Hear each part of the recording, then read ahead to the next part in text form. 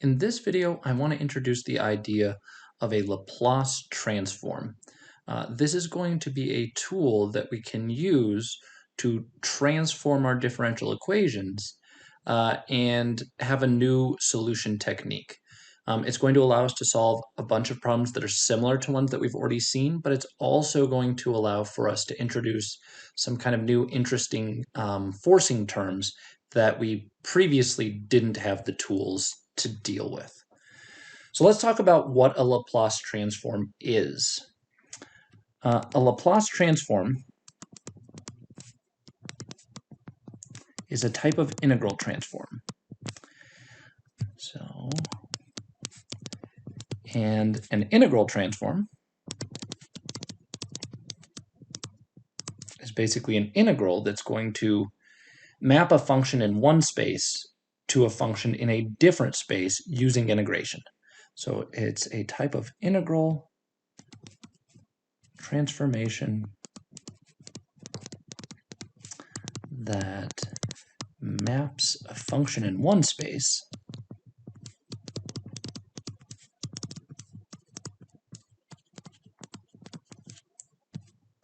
to a different function in another space.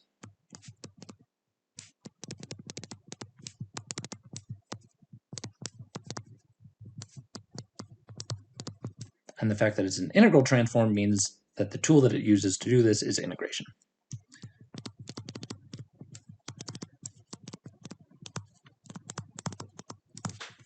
Okay, let me give you the Laplace transform, and we'll kind of define it here and then talk about a little bit of notation and then talk about how it's going to help us when it comes to solving differential equations. The Laplace transform is given by the following.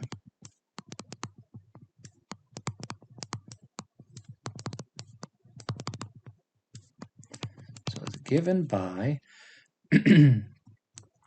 notation you'll see is capital F of lowercase s. So the variable s is going to be the variable that we're dealing with in our new space. This is going to basically be the result that we get after taking the integral from 0 to infinity of the following: e to the negative st times rf of t, integrating with respect to t. So the idea is that this is going to map the function lowercase f of t. So the original space that we're in, you can think of t as being time. We have some function of time. We're going to apply this transform. We'll integrate with respect to time. Notice it's a definite integral, so the time variable will drop out entirely, and what will be left is this term, the s. And in our new space, we'll get a new function that we're going to call capital F, and it's going to, again, the time dependence will be gone. It will be a function of this s. This s will survive this integration. So basically, we're mapping f of lowercase, so lowercase f of lowercase t to capital F of lowercase s. These two functions are going to be related. And one is in our normal space, typically a space with the variable time, and we're transforming it to what I'll probably often refer to as either S space or Laplace space, but it's going to be the space where the variable S lives.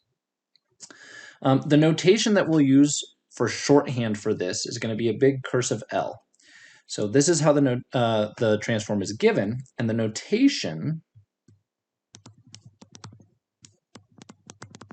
in shorthand, so we don't have to write this out all the time, is that we can get f of s by doing the Laplace transform. So there's my cursive L, and we'll use curly brackets of the function f of t. So this indicates a Laplace transform of f of t, gives us capital F of s.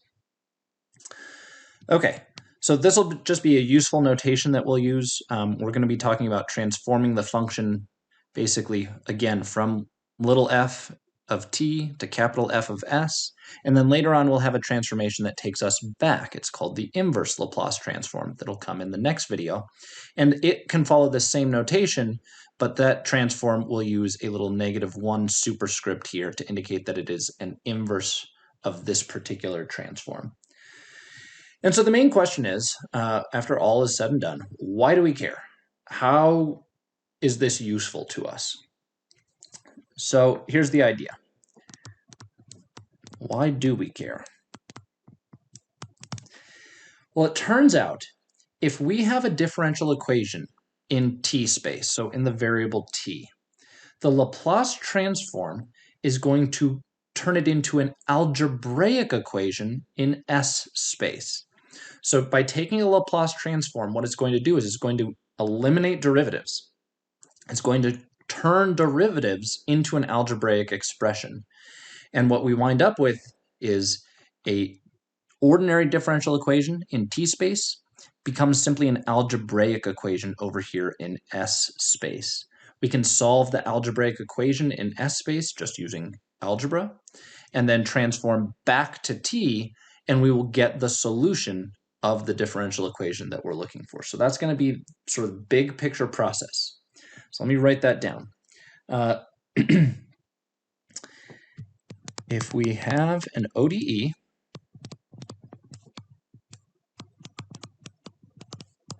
in T space, so the space of the original function, where time is the variable that we're using, the Laplace transform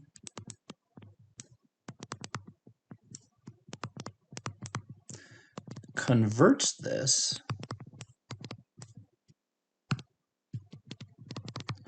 to an algebraic equation.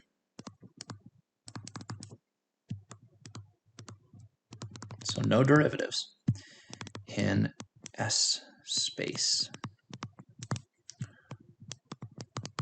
We'll algebraically solve the equation there.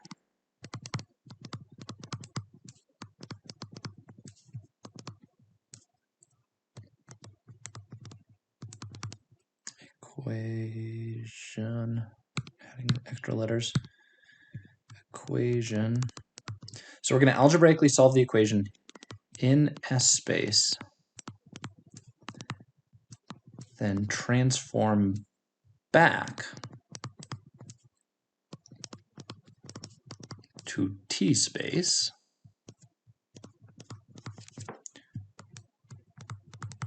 using an inverse Laplace transform that we aren't going to introduce yet. So the notation we'll use for that is L with a -1.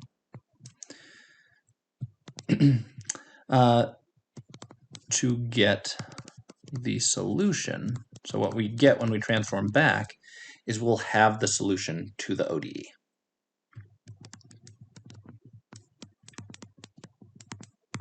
Okay, so this is going to be the approach that we take. And so the question is, why this particular form? Why does the Laplace transform take this particular form? Why an e to the -st? Why are we integrating from 0 to infinity? The answers to that are really complicated and kind of deep, but I do want to talk about a couple of things just while we're on these sort of big picture topic. We're going to be able to use this approach, Laplace transforms, when we're dealing with initial value problems.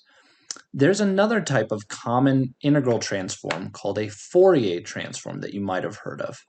Those are typically used when you're dealing with boundary value problems, or you're wanting to deal with a function that's a function of space. And it changes sort of this term, which is sometimes referred to as the kernel of the transform. It looks a little bit different. It has an imaginary term up here in the power. And it also changes the bounds of integration. Instead of going from 0 to infinity, which is kind of usually how we think about time. Time starts at a starting point 0, but can continue on forever indefinitely. In the Fourier transform, we integrate from -infinity to infinity. And the idea being that sort of spatially, there's an infinite distance to your left and infinite distance to your right, and we're integrating over the entire space in that regard. So that's one semi-intuitive way to kind of at least keep them straight. Fourier transforms are also really interesting. There are entire courses dedicated to just Fourier transforms, and They lead to a bunch of computational methods called spectral methods. They show up a ton there's classes on Fourier analysis, so analyzing the functions in Fourier space. That's what it's referred to as when you transform a function from some real space into this new Fourier space using a Fourier transform. And it's actually the mechanism that's used in dealing with a lot of common technology now. It is used to break down a signal and basically break it into a bunch of the components that make up the entire signal, all the individual frequency components that make up the whole signal. And so it's used to basically separate things like Wi-Fi signals and any sort of electromagnetic wave. It allows you to kind of partition that up and break the waveform down into its individual components that make it up. So it's a really useful tool. It has a ton of applications. I'd strongly recommend down the line, if you have a chance to take a class or even just a section in one of your classes in an engineering class that touches on Fourier transforms, it's worth diving into a little bit. It's a really cool topic. So again, we're going to focus on Laplace transforms, but they aren't the only type of integral transform. These integral transforms, there are different kinds, the Laplace transform, Fourier transform, and there's a ton of others that are not quite as common. And they all have kind of individual purposes. Really, the purpose of this one is this is designed, and you'll see it when we kind of play with it in action. It's basically designed to have the effect that we were talking about down here. It's designed to basically eliminate derivatives and instead convert those derivatives into just algebraic expressions. And so we'll take a look at that shortly. One thing I want to mention before we actually do a couple of these is the notation here. This is an indefinite integral. We're integrating to infinity. So if we want to be careful, just keep in mind, that we are supposed to be using the limit definition to deal with these types of improper integrals, or use limits, rather, to deal with these types of improper integrals. So let's do this as a quick side note. It is an improper integral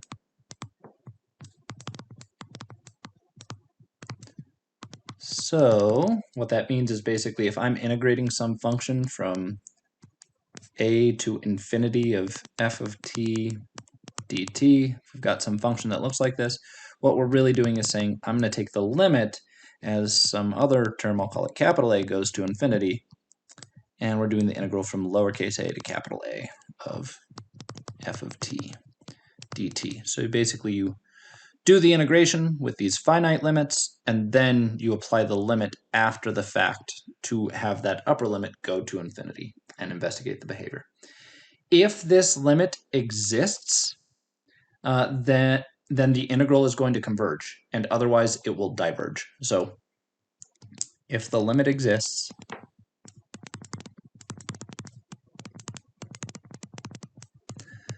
the integral converges.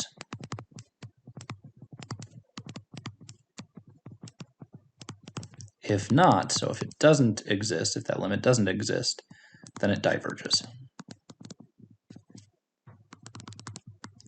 And this is going to be important when we look at some examples. So let's look at an example of a Laplace transform. Basically, what I want to do is build up a series of basically tools to Laplace transform a bunch of common functions that we encounter. And then we'll basically just ultimately kind of build up a table. We're going to be able to compute these Laplace transforms directly. We're going to have the math to do that. But when it comes to doing inverse Laplace transforms, things are actually a little bit more complicated. And we are not going to have the mathematical sophistication. They require some complex analysis, some other things that we just don't have the tools to deal with right now. So we're going to basically be able to do the Laplace transforms directly. And when we talk about Laplace transforms, we'll almost think of them as kind of like a pairing, which is often the first way that we kind of dealt with integrals and derivatives, so to speak, right? That you could think of two functions as a pair. This is the You have a function on the left, a function on the right, some f of t and some lowercase f of t. And if you take the derivative, you can go this way. If you take the integral, you can go this way. It's going to be the same type of thing where we just have a pair of two functions. We'll have the original function f of t and the corresponding function capital F of s in the new Laplace space. Okay, but let's do a couple of these and see how this works. So the first one I want to do is the following. I want to do the integral from 0 to infinity of, let's imagine that we are doing e to the ct dt.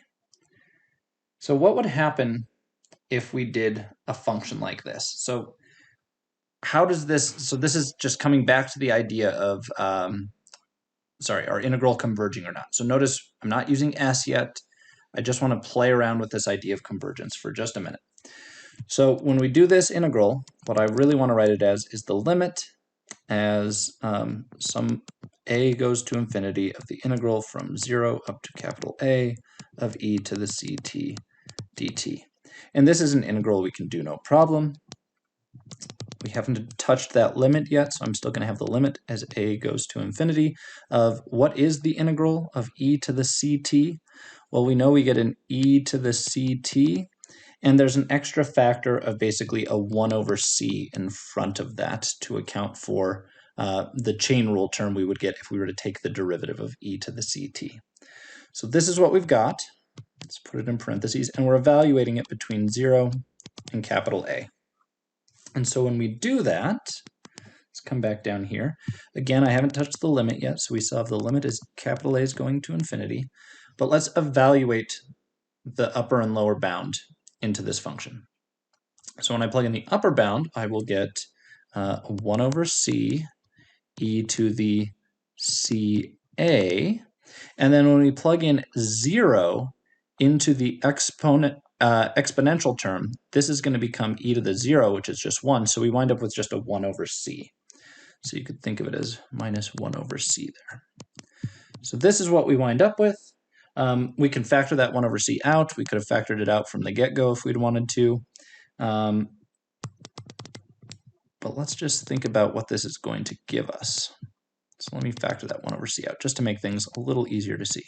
So we have e to the ca minus 1 after I've factored that out. What is the limit as a goes to infinity for this function? Well, the idea is basically if this term where a shows up, if it diverges, if it blows up to positive or negative infinity, then the whole thing is basically a non-convergent integral. We're going to get a result that doesn't converge. But if I can get this term to either go to something, to go to anything finite, if I can get this term to go to anything finite, the whole integral will converge. And so it turns out both can happen. And when does each case happen? So it basically has two possibilities. This thing will converge or diverge under two sets of circumstances. So it's going to diverge. Let's start with that one because I think it's a little easier to see. Basically, whenever we have e to the infinitieth power, if this term up here, this whole thing goes to infinity, e to the infinity is also going to diverge, and so the whole thing will explode. So basically, whenever this ca goes to infinity, the whole thing will diverge. Okay, well, it looks like it's always going to go to infinity, except we haven't put any restrictions yet on c. What happens if c is instead negative? If c were negative, then instead of having e to the positive infinity up here, we'd wind up with e to the negative infinity, which you can think of as 1 over e to the infinity. So 1 over infinity, which goes to 0. So basically, this thing will converge to negative 1 over c, which is the result that we would get if this term goes to 0. This term will go to 0 whenever c is negative.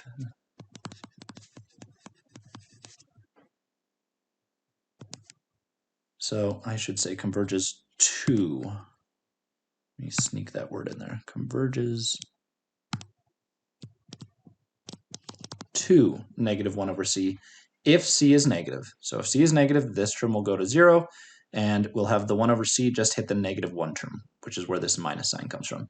But otherwise, it's going to diverge. So it's going to diverge if c is positive, or in this case, basically equal to 0. We can kind of make some arguments. It's kind of unclear what's going to happen exactly when c equals 0. We have a battle between sort of infinity and a 0 up here, but then we look out here, and when c itself is 0, this term is also going to infinity, and that kind of tips the scales in the favor of infinity. So it turns out that it's going to diverge if c is greater than or equal to 0. So not only can this term go to infinity, but when c is exactly equal to 0, and it's kind of ambiguous what's happening here, well, then this term is the one that goes to infinity. And so we still get divergence in that case. So diverges if c is greater than or equal to 0. So this is kind of the idea. A lot of the integrals that we're going to encounter when we do our Laplace transforms, they'll converge under one set of circumstance and they'll diverge under another set of circumstances. And we're going to wind up with restrictions on the value. In this case, it was c. When we do it for the Laplace transform, we're going to have restrictions on the value of s for which this integral is convergent. So just keep that in mind. We'll see that going forward. So let me write that down. Our Laplace transforms. So note that Laplace transforms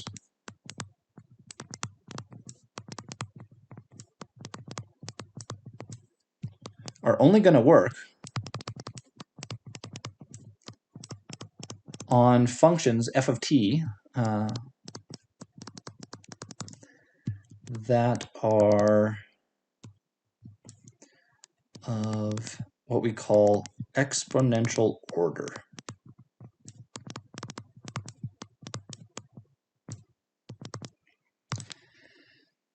So what does that mean? Basically, let me kind of give you the mathy definition of what it means for something to be of exponential order, and then we'll kind of talk about a couple examples to kind of make it a little bit more concrete. Basically, so forget about the sign of f of t. Right, we'll just kind of look at the magnitude of it here, so the absolute value. It needs to be less than or equal to something that takes an exponential form, so something that looks like k e to the at. Right, so this is just some exponential function. We haven't put any restrictions on k, any restrictions on a. Any k, any a, as long as our f is less than some exponential, where we pick the k and the a of our choosing, this is going to work. We just need, in this case, and it doesn't even have to always be true. It just has to be true eventually. So it has to be true for at least some large values of t. Right? Large values of t are where the function, an exponential, starts to really, really get large. So we're just saying that basically our function can look no larger than an exponential for large values of t. And m here is just some eventual time. Eventually, at time m, our function has to be less than an exponential. And the other thing is that k has to be positive. So k is positive. Okay. Basically, in plain English, our f of t can't grow faster than an exponential.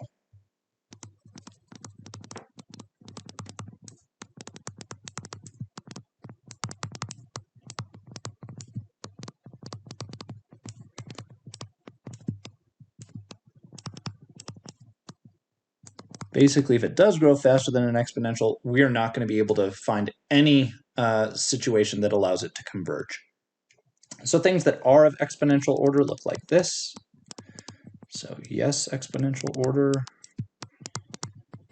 And over here we'll have not exponential order. So big numbers, sure. 100e to the 100t. Absolutely, that is less than, I just need to make my k be 101 and a be 101 as well. And this is of exponential order. It's less than this thing up here.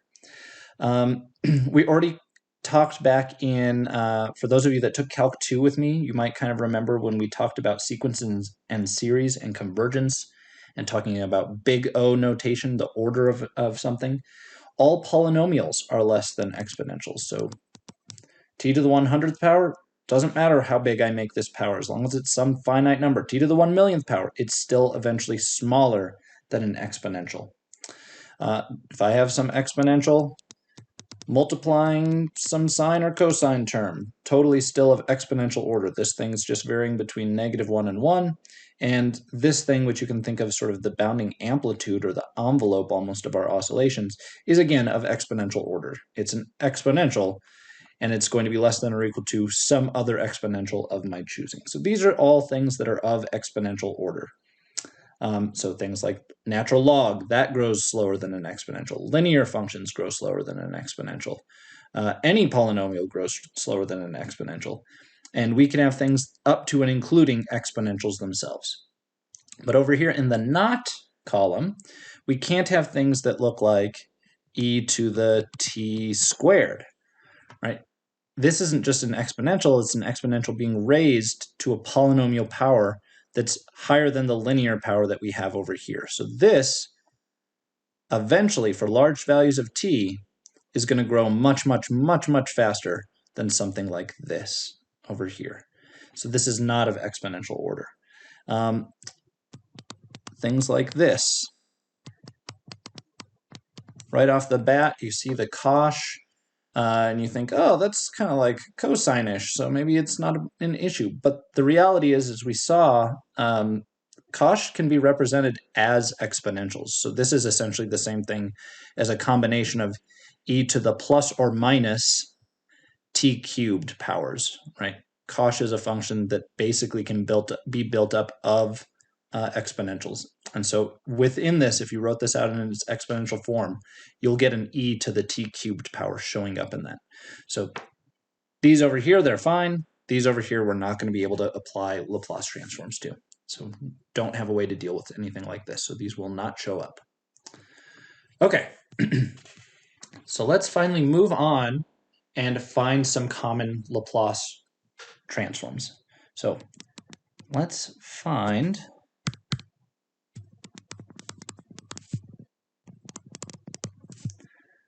some Laplace transforms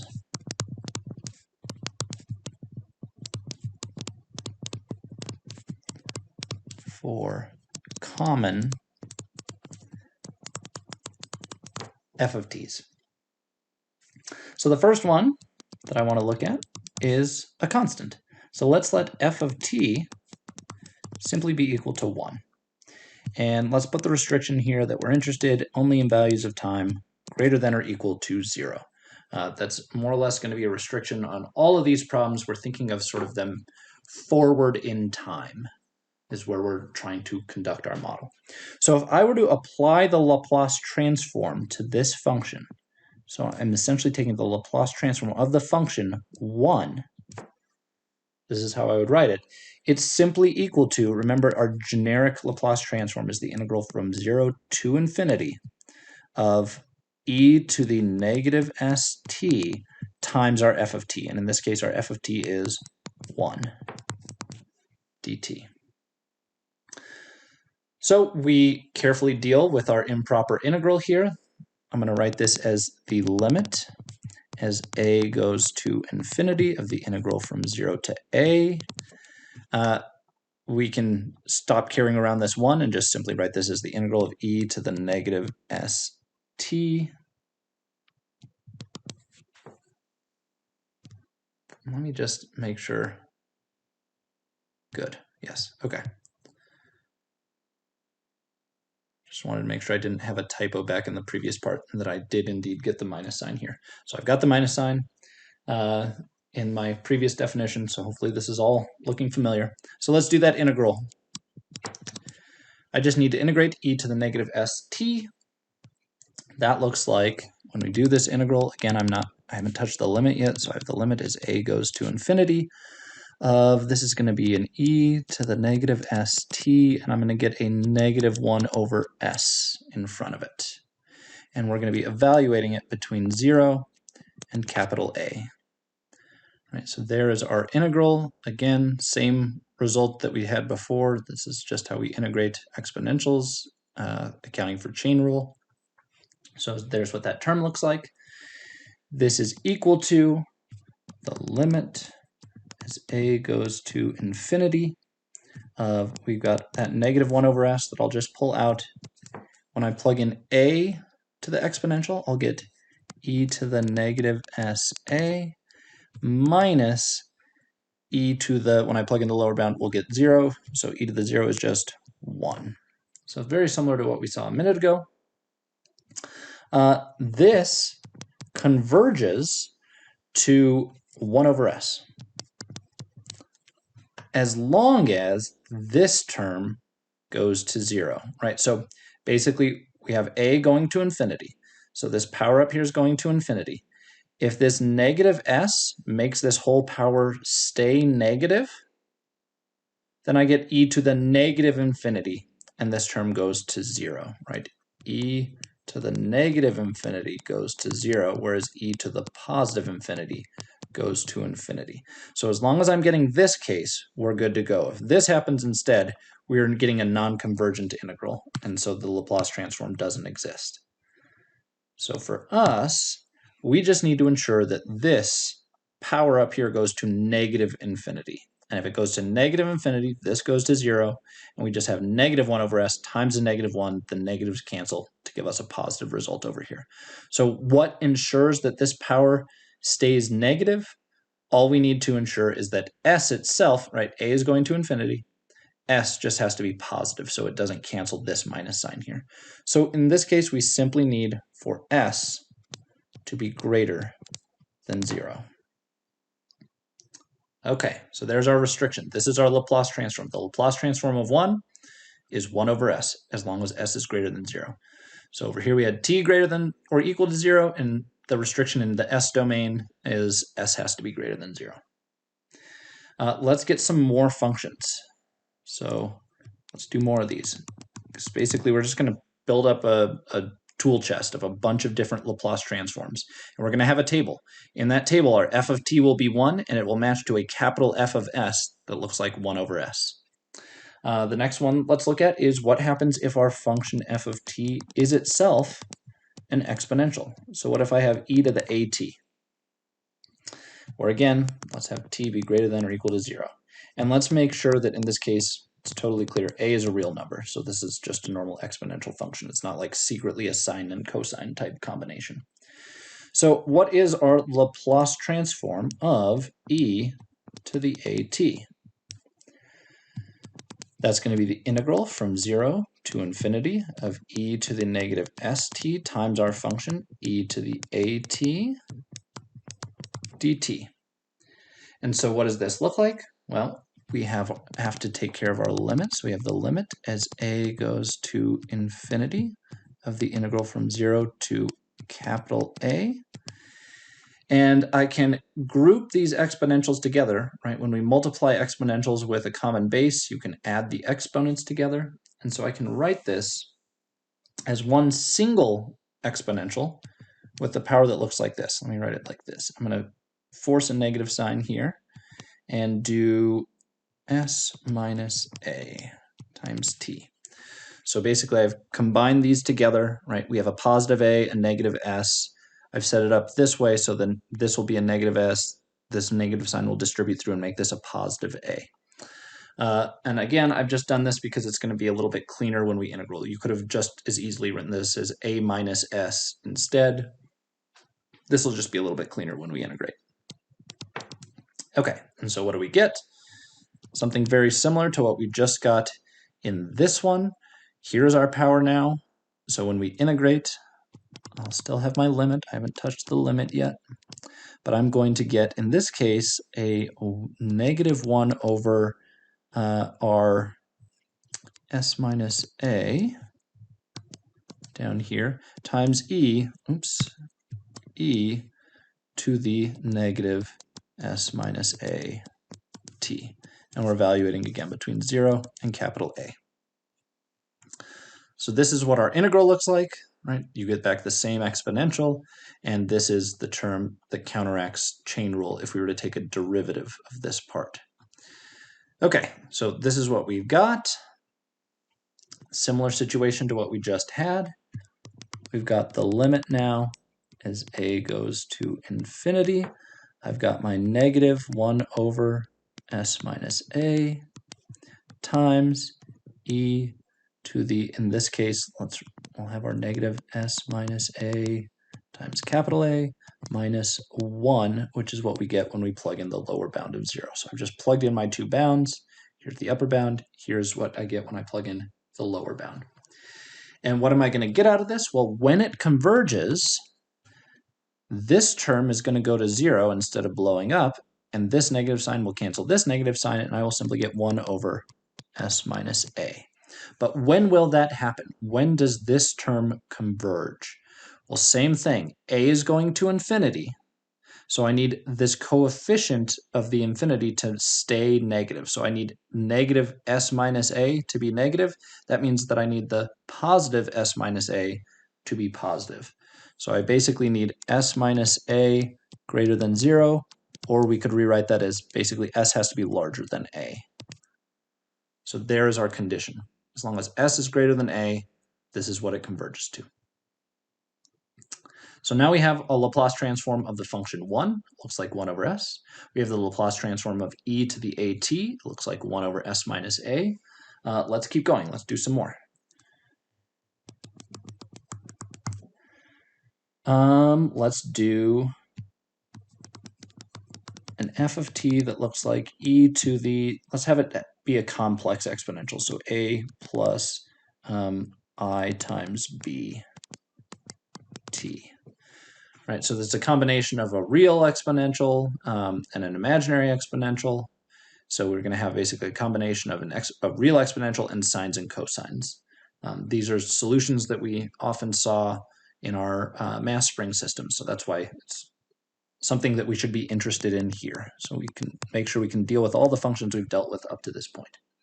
So what happens when we take the Laplace transform of our e to the a plus I times b t? And let me close my curly bracket. So what we get is, again, the integral from 0 to infinity of the exact same thing. So I get e to the negative st times e to the a plus ib t dt. We can combine these into a single exponent or exponential. I'm going to do that in this step. So we're going to have our limit. Let's introduce our limit as a goes to infinity. We've now got the integral from 0 to a, and the single exponential that we're going to get is going to be e to the negative s minus a minus ib times t. Make sure I got all the signs right here. So I've got a negative s. This negative times this negative will make this a positive a. Good, positive a. And same thing, this negative times this negative will give me a positive ib. So here's what it looks like when I've combined all of these into one chunk here. We're integrating with, again, respect to dt. Let me come down to the next line, just because I don't want to cram these on there too tightly. So again, I haven't touched the limit yet. We've got the limit as a goes to infinity. But the result of doing this integration, same thing that we've been getting with these other ones, we're going to get back the same exponent or exponential, but we're going to have a 1 over this term sitting in front of everything. So I'm going to get a negative 1 over s minus a minus ib e to the negative s minus a minus ib t, evaluated between 0 and capital A. And we will plug in our upper and lower bound to get the following. So I'm going to have this term out in front.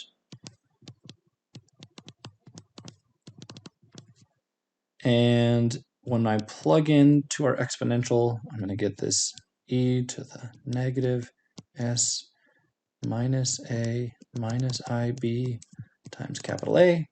And when I plug in t equals 0, this whole thing, doesn't matter that this was a complex number up here, plugging in t equals 0, the whole thing's going to 0, and we get our minus 1. So there's what that piece looks like. Same argument as before. We need this term to converge. What tells us if this term will converge? Well, a is going to infinity. The behavior of the part right here, the imaginary part, that's sines and cosines. It's not going to diverge, it's not going to converge, it's just oscillating indefinitely between -1 and 1, regardless of the value of b here. So again, it's going to be a restriction on the real part of this exponent. I need to make sure that the real part of this exponent stays negative so that this that this exponential will converge when a goes to infinity. So again, as long as this piece converges, as long as we get e to the negative infinity up here, this term will go to 0, and this negative sign will cancel this negative sign, and what we'll wind up with is simply 1 over s minus a minus ib, and that will happen again whenever the real part over here stays negative. So I need my negative s minus a to stay negative. That means I need s minus a to be positive. So same restrictions as before, s minus a has to be positive, or another way of saying that is that s has to be greater than a. So basically what I'm suggesting is just this part, if I just focused on this piece, I need to make sure that that stays negative. And that'll stay negative as long as s is larger than a. If s is larger than a, then this piece will be positive, and this negative sign out here will make it negative. So that's what I'm looking at. Okay, let's do another one. And again, so we've done 3 so far. You can think of it as, in a sense, we're just starting to build up our table of Laplace transforms. So let me do just a couple of more of these. I don't want to bore you to death all the way. But let's say our f of t was simply like a sine or cosine function. Let's just do sine of at, with again the restriction that we're only looking at positive values of time, or non-negative values of time. So keep in mind, as a side note, this will make it a little easier. Sine of at, according to Euler's formula, we can write that in terms of exponentials, and the way that it looks in terms of exponentials is the following. It's 1 over 2i times e to the iat minus e to the negative iat. So here's our little side note. If you've never seen this relationship between sine and cosine and exponentials, it's worth just looking up on like Wikipedia or something. This comes from something called Euler's formula. And I can't remember if I've introduced that in this class at all, or if that was in like calculus or calc 2 last semester that I introduced. I think we've talked about this before, but just in case we haven't, it's called Euler's formula. You can look it up, Wikipedia, and it'll give you a brief explanation. But it basically relates sines and cosines to exponentials with imaginary powers. So our plan is going to be to write sine of at essentially in this form over here. One other thing that's going to be important to keep in mind, because we're essentially kind of taking one function and splitting it up into the sum, or in this case, difference of 2 other functions that we kind of already know how to deal with because they're similar to the form that we've got right up here, is I want to keep in mind that the Laplace transform is a linear transform. So note also that the Laplace transform is a linear transform. And we've talked about this, the idea of linearity before. It simply means that basically if you take the Laplace transform of the following, so meaning, not meanings, meaning the Laplace transform of this, C1 F1 plus C2 F2 is equal to Well, we can factor constants out because it's just an integral. You can always factor constants out of an integral. So I can factor the constant out, and we can do the Laplace transform of just f1, the first function, and then I can also separate it, right? The integral of a sum is the same as the sum of the integrals. So it's a linear transform because integration itself is a linear operator. So I can break this into the following. And again, we've touched on this back when we defined the idea of linearity. So this is going to be important because, again, I need to basically be able to apply the Laplace transform to now this combination of two separate functions. And it turns out we can just deal with the two pieces kind of separately, so to speak. Okay, so with this in mind, if we take the Laplace transform of sine of at, what we're going to get out of that is going to be equal to a 1 over 2i, right? I can factor, so I'm basically going to take the Laplace transform of this term, but I can factor the constant out of the integral. And it shows up in both terms, so I'm going to be taking the Laplace transform of the e to the positive iat term, right? This part. And then from that, I'm going to be subtracting the Laplace transform of the second term of the e to the negative iat. Okay, good. So I've broken up our Laplace transform using the property of it being a linear transform. I've broken it up into two separate transforms with the constant 1 over 2i pulled out in front of everything. So what am I going to get from this? Well, I'm going to have the 1 over 2i. What do we get when I plug in this term? What's the Laplace transform of e to the iat? That's basically the same as what we did up here. It's just the term that we were calling a up here is now 0, and the term we were calling b up here, we are now down here calling a. So that's kind of confusing. But I can basically take this formula exactly, just keeping in mind that we've kind of shifted around how each term is called. So here a was the real part. The real part is now 0, so this term is gone. B was our imaginary part. In this case, a is our imaginary part. So this is the formula I'm going to use, but a is 0, and b is now the thing that we're calling a in this problem. So I'm going to get, in this case, 1 over s minus ia. So that's this term. Now I'm, from that, going to subtract this one. It should look exactly the same. The only difference is the term here, it was positive ia, now it's negative ia. So basically the coefficient of this term, it was positive here, now it's negative. That means it's going to flip the sign of its corresponding piece right here. So it's going to look like 1 over s plus ia. If I can write, there we go. And again, what's the restriction? Both of these had the restriction of what we've got up here is that basically s had to be greater than a. A was the real part, our real part 0, so we just need s to be greater than 0 for this to work. So there's our restriction. This is ugly. We can clean this up a lot. So what I'm going to do is get a common denominator here, right? This is a single fraction, and then we'll distribute this term through and see if we can clean up some of these i's that are showing up everywhere. So I'll have 1 over 2i. When I find the common denominator, I have to multiply this one top and bottom by s plus ia. So I'm going to get s plus ia in the numerator. And in the denominator, what happens when I do s minus ia times s plus ia? That's basically a difference of two squares. So it's going to be s squared minus ia squared. So that's what that term looks like. And then we're going to subtract off this term. But this term, to get the same denominator, I need to multiply top and bottom by s minus ia. So s minus ia over the same denominator, s squared minus ia squared.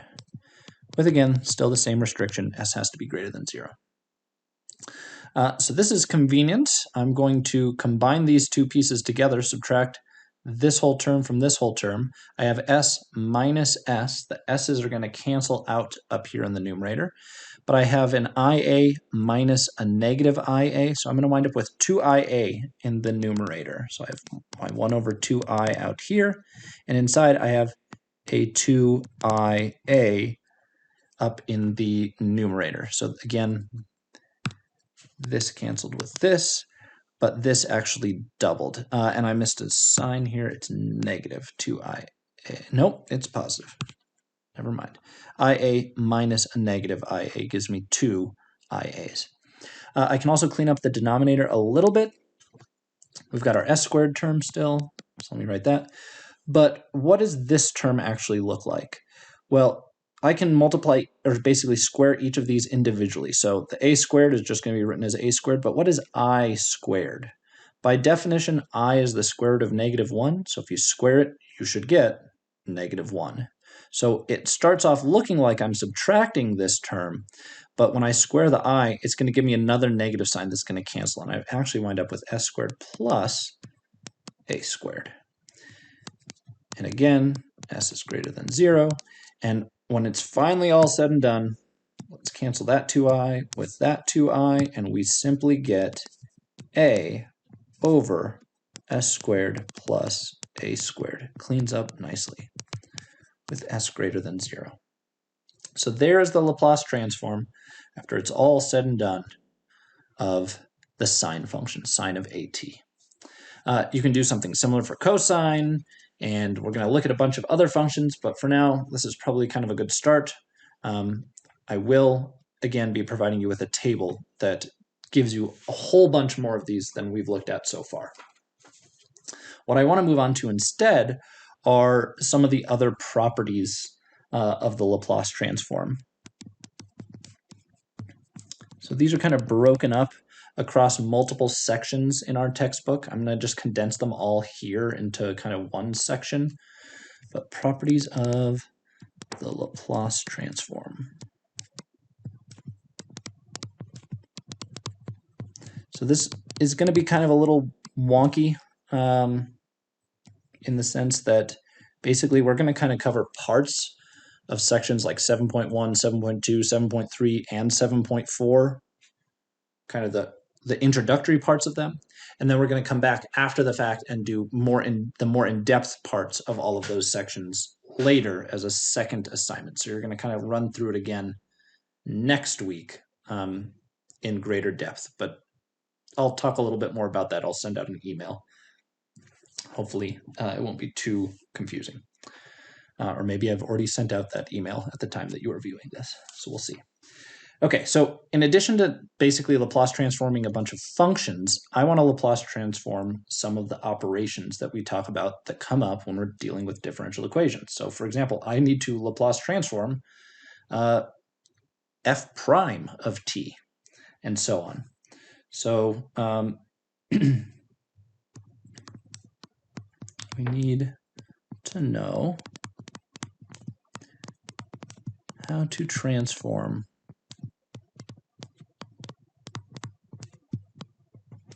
derivatives, etc.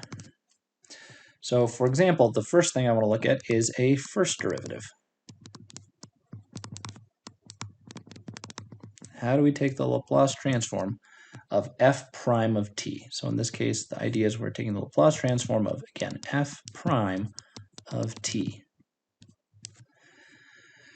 Okay, it turns out that the formula for this is the following. I'm just going to write it out. It's s times the Laplace transform of the original f of t minus f of 0. So here is the formula for the Laplace transform of f prime of t. It's simply s times the Laplace transform of f of t, which, keep in mind, we often call capital F of s. So we may see this written as s times capital F of s.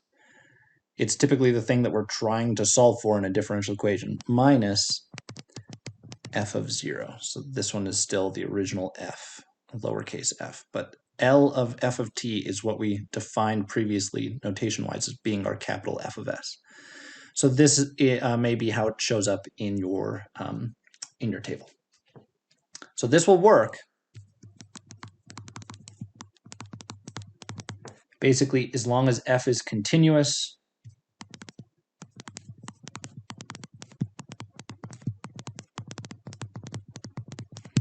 and f prime is at least piecewise continuous.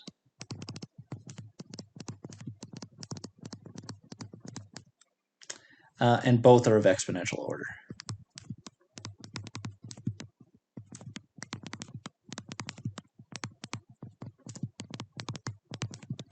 And this is sort of the fine print that we normally tack on, but it's actually important in this case. Notice that this says this works if f is continuous and f prime is piecewise continuous. But it doesn't say that f prime itself has to be continuous. What's important about this is we aren't specifying, this is a looser definition than what's required to even take a derivative of f. So in calculus, we say that you can take a derivative of a function if it's differentiable. And the function has to be more than just continuous, it has to be smooth. There's no restriction here on f having to be smooth.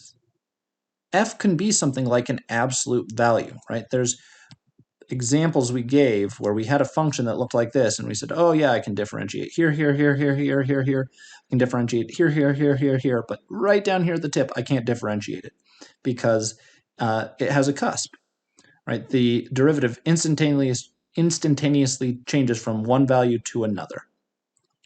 This isn't a problem in this type of scenario in our integral transform. We do not need to worry about that. And this is going to be the key. We're going to be able to deal with a whole bunch of functions that traditional techniques couldn't handle because there was some sort of discontinuity in basically the derivative of the function. It didn't look, it had a jump, or the original function itself had a cusp or something like that. So just keep this in mind. The whole point of what we're doing is basically written into this sentence, which seems like an afterthought, but it's basically saying we're allowed to deal with functions that aren't smooth. And that's not something our differential equations could handle before. But this Laplace transform method will allow us to deal with non-smooth functions. So that's going to be the big point of it all.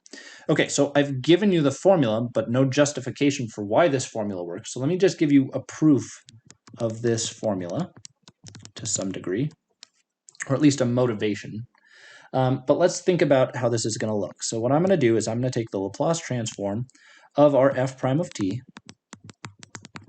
and write out what that actually looks like. So that's going to be the integral from 0 to infinity of, remember, it's e to the negative st times, in this case, f prime of t dt. And we're keeping it generically f prime of t. And so our goal is to actually integrate this. And it turns out, even with f prime of t in generic form, we can integrate it because we're trying to integrate a derivative. We can integrate this by parts.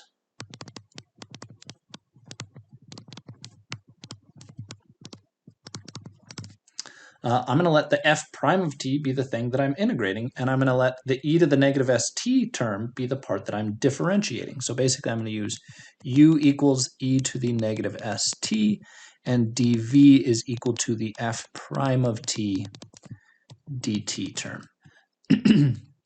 So du, when I differentiate, I will get negative s e to the negative st, and when I integrate dv, I will just get f of t. We'll get back the integral.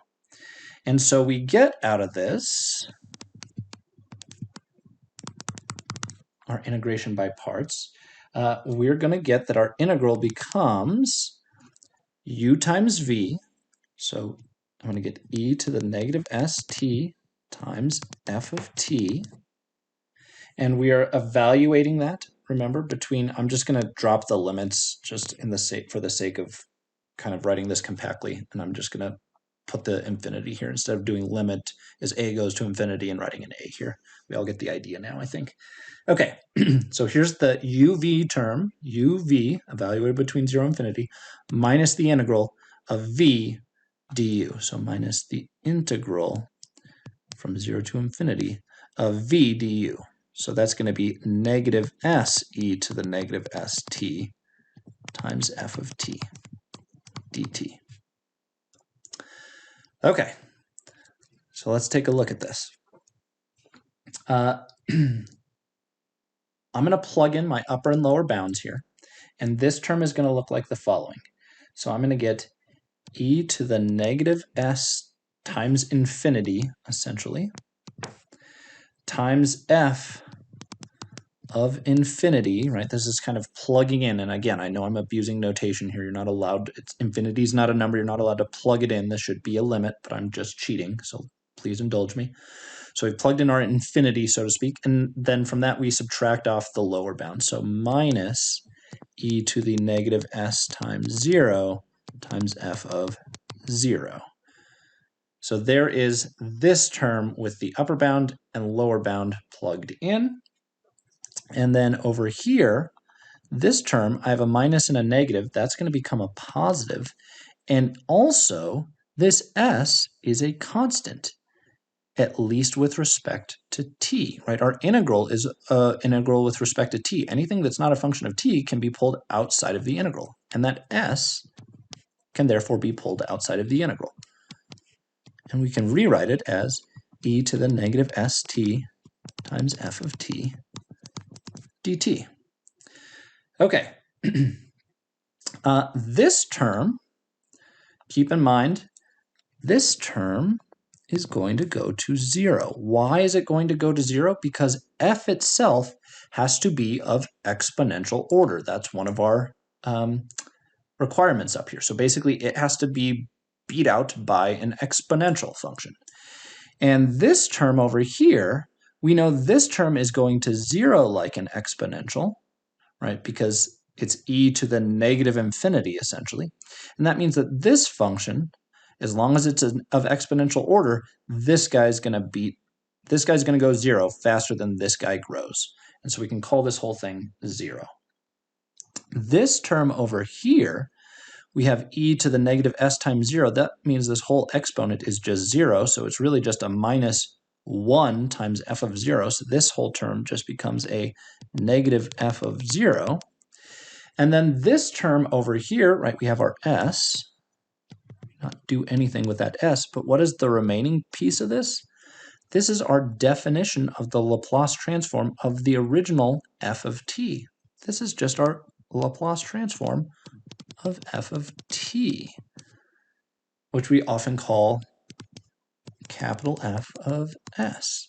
So if we put these all together and rewrite the order, I'm going to have s times that Laplace transform. So I have s times the Laplace transform of f of t. And then from that, we're subtracting f of 0.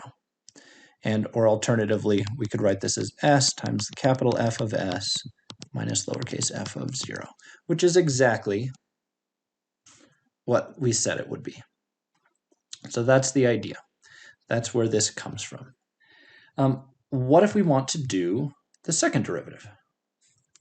So let's do the second derivative.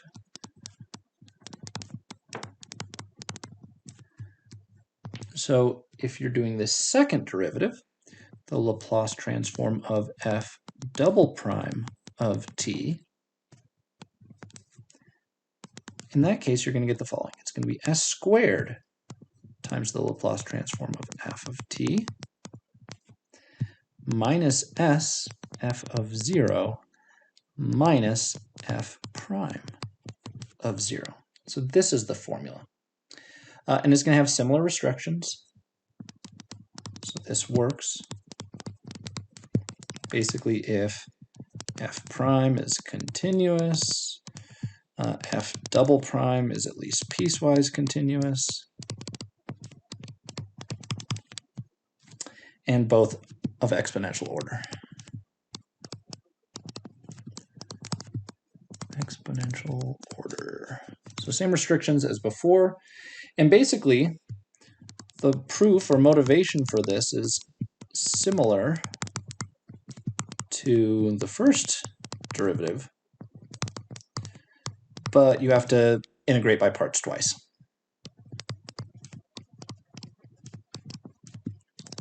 So I'm not going to do that. The idea is you could probably try it on your own if you want to, but you have to integrate by parts twice.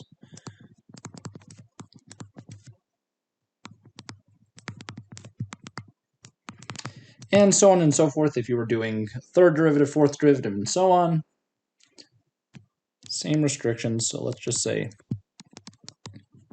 you want the nth derivative, the Laplace transform of f, come on, f n of t, the nth derivative. I guess let's do lowercase n, be more consistent with the book. Well, it turns out you wind up with s to the n, the Laplace transform of f of t, minus s to the n minus 1, so 1 power less of s, times f of 0, minus dot, dot, dot, dot, dot, all the way down, so we get minus s, f to the n minus 2 derivative of 0, all the way down to minus f n minus 1 derivative of 0. So this is the big long formula. It's basically a generalization of this one. You could see in the second derivative, n was equal to 2. And so the next term that showed up after that was basically s to the 2 minus 1, so s to the first power right there, times f of 0 right there. And then the very last term, dot, dot, dot, dot, you get all the way down to the last term. Then you have f to the n minus 1 derivative. So when n was 2, n minus 1 is just 1, so the first derivative of 0 matches up with that term. But you'll have other terms in between if you're doing a higher order derivative. So again, same restrictions, basically, right? So you need all of these. You need the n minus 1th derivative to be continuous, the nth derivative to be piecewise continuous, and both have to be of exponential order as before. So same restrictions as before, and similarly, similar proof or motivation. Right? You're just going to have to integrate by parts n times in this case. Okay. There's just a couple of other things that we're going to need that are going to show up in problems. What happens if we are multiplying a function by an exponential? So we have f of t and we're multiplying by e to the ct, because these types of things can show up a lot. And similarly, we're going to multiply by polynomials and see what that looks like. Well, it turns out if you have the Laplace transform of some unknown function times e to the ct, what does this do? Well, it turns out that it's the same as basically the f that you would get if this exponential weren't there times s minus c. And the requirement here is that basically s has to be greater than a plus c in this case. So the assumption here is that our Laplace transform of the f of t by itself, if it didn't have that exponential sitting in front of it, the Laplace transform of f itself would be the f of s term. So you basically get the same function out of it, but the argument is shifted by c. This exponential shifts the argument. The proof for this is also relatively straightforward. So let's go through it real quickly.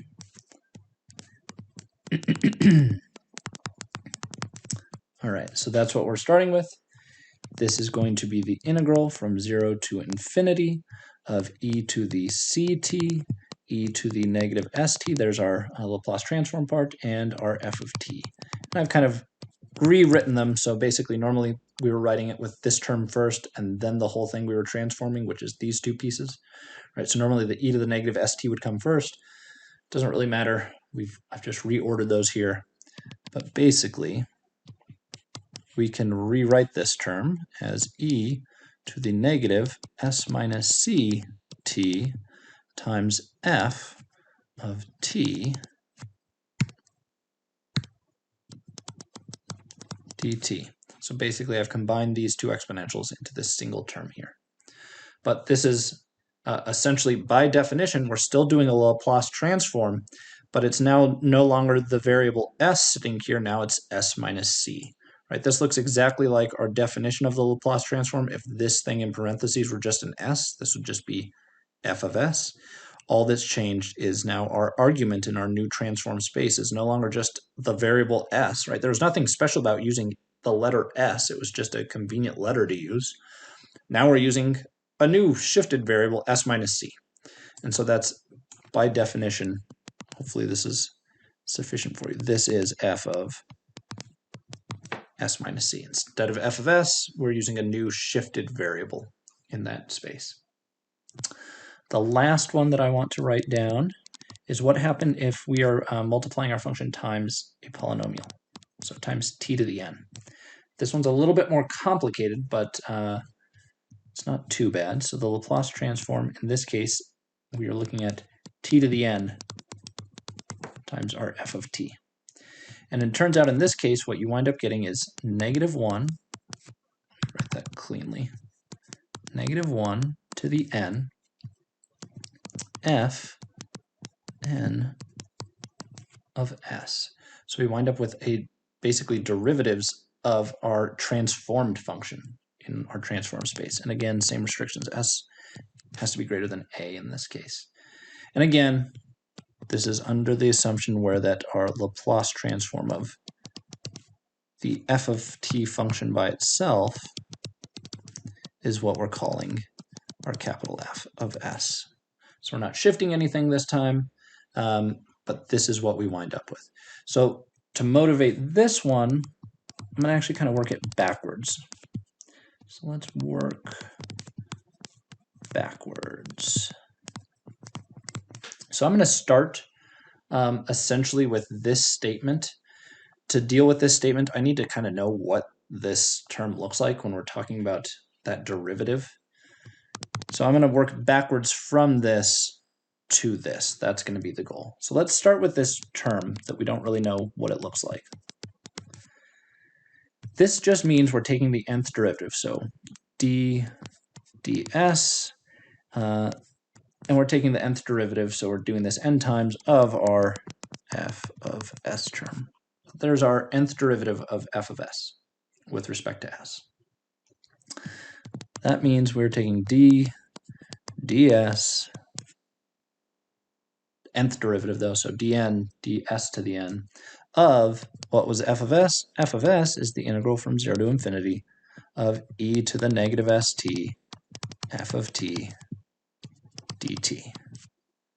Okay, so I'm just trying to basically write out what this term looks like. Here's what it looks like. We're just taking the nth derivative with respect to s of this big function, which is a function of s, because the integral, again, remind you, the integral kills off t. T is a dummy variable here. Because we have all those same restrictions, because f of t is at least piecewise continuous,